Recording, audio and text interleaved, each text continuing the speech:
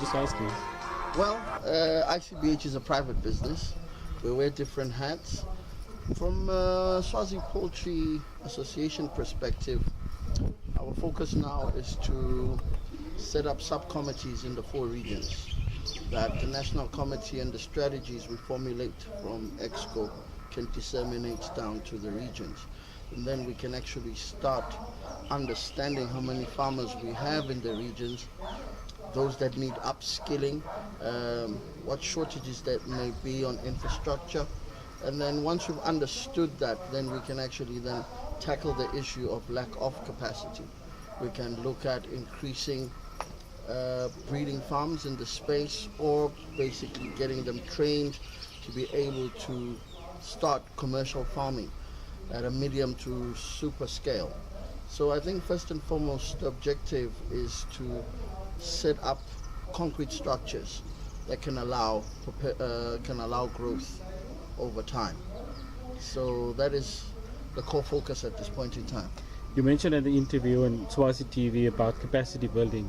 So my question is, who was your target group? Who are you actually targeting for capacity building? But also in the same process, or another question is, who are you farming this chicken for? The indigenous free range chickens. Is it to address the local need, or is it for exporting?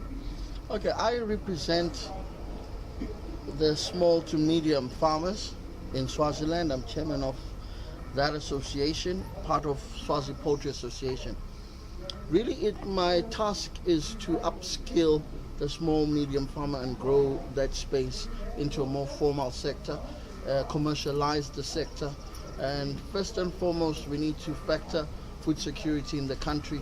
But as well, when we look at the marketplace, the only bird you can now export is the free range bird. The broiler seems to have hit saturation points with the dumping as well from the Americans and the Brazilian countries.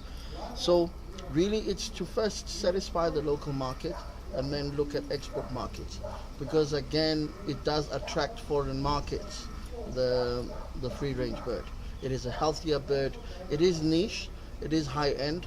So again, this is why the upskilling stage is very critical, to understand for them to factor in international standards in their rearing processes.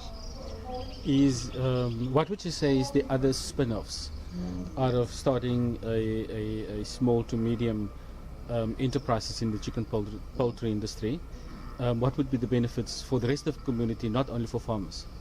I think really the way we will look at it, really there are spin-offs, because the feed mills will be developed where the communities can be involved in farming other byproducts that can make up the feed for the chickens as well.